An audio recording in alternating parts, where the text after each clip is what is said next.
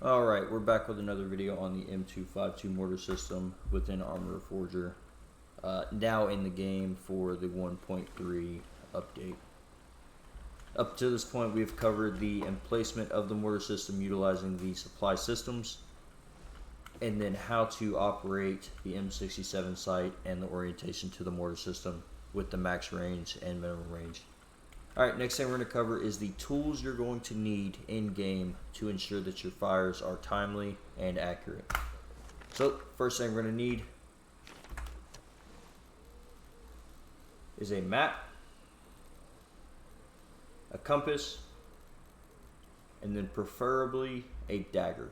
An AN/PSN 13 dagger, however, this is not necessary. Again, not necessary. Next thing you're going to need is the US Mortar Ballistic Manual, which you will get from the arsenal itself inside of the mortar system. You can also get it inside of the actual boxes once you spawn in at a base. However, it's in that box, just to keep it simple.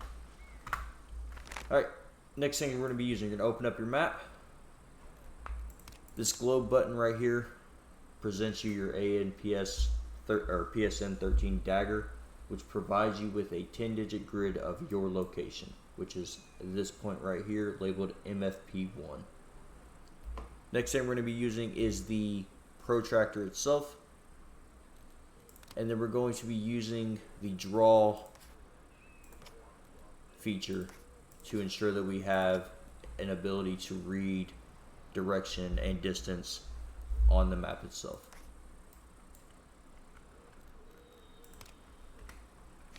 And then obviously we're going to need our M252 mortar system and the rounds that we're going to be needing for that fire mission. For us, we're only going to be using HE in regards to these videos. So again, these are the individual tools and items within game that are going to be needed to provide accurate and timely fires on an objective. So again, just to cover it real quick, you're going to need a map, a compass, which is here. You're going to use the Protractor, the draw tool, and then preferably an AN/PSN 13 dagger.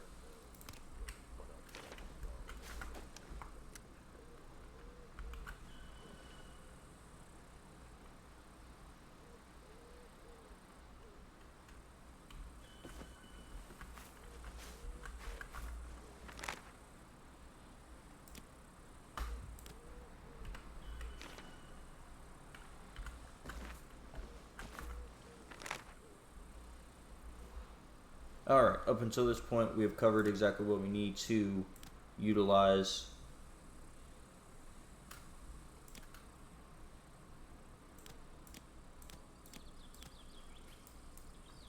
Alright, up until this point we have identified the tools that we're going to need to ensure that we can provide timely fires onto an objective.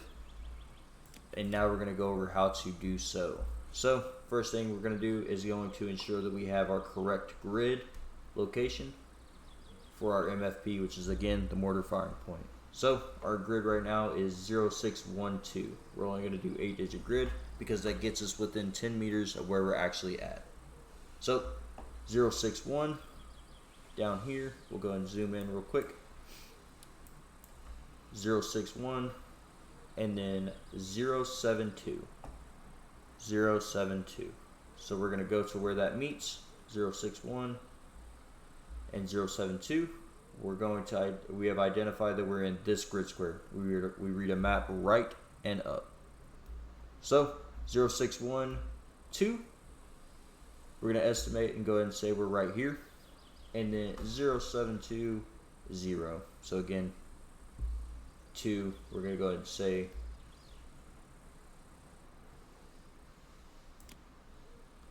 that we are right here.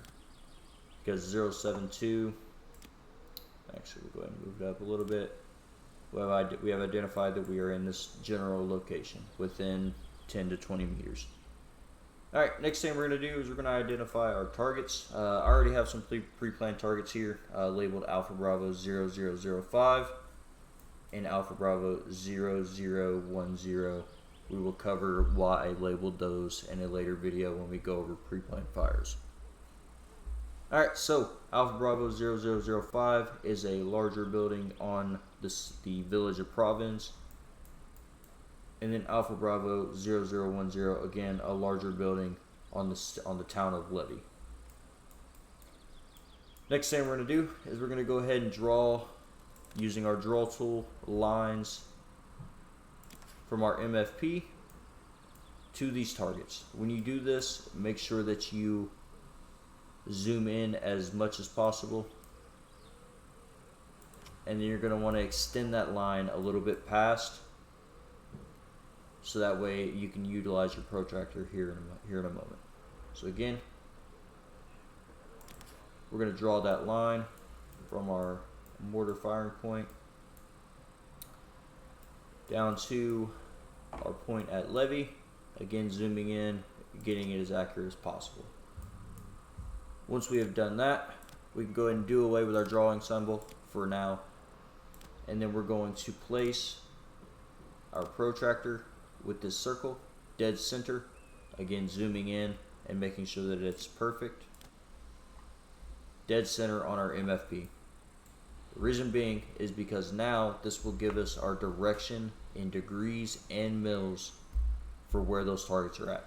So from MFP 1 to Alpha Bravo 0005, we have 205, 6, 7, 8, 9. We're going to go ahead and call that 210. So we're going to write that down. Alpha Bravo 0005, 210 degrees. And then for mil readings, these are in 20s. So 3600, 3620, 40, 60, 80, 3700, 3720. And then we'll go ahead and say that's in the middle roughly. We'll go 3724 for the mil reading. 3724 for our mil reading for Alpha Bravo 0005. And then we'll do Levy at a later date. Alright, next thing we're going to do is we're going to go ahead and rotate our protractor until we can have the 0 on our mortar firing point. And again, we're going to zoom in here, making sure that it's perfect, and then that it is in line with our drawn directional line. So at this point, we're going to go ahead and pick up our drawing tool again. This here is considered 1,000 meters. Boom. Again, we're going to move this. So if your target is more than 1,000 meters away, you're going to need to draw a marker to symbolize or signify your 1,000 meter mark, because you're going to need to move this protractor to ensure that you can reach that extra distance past 1,000 meters. However, if you're quick and you're willing to assume that risk, instead of drawing that line, you can reference something, the bend in this road right here, move your 0 to the bend in the road, and then assume risk that way.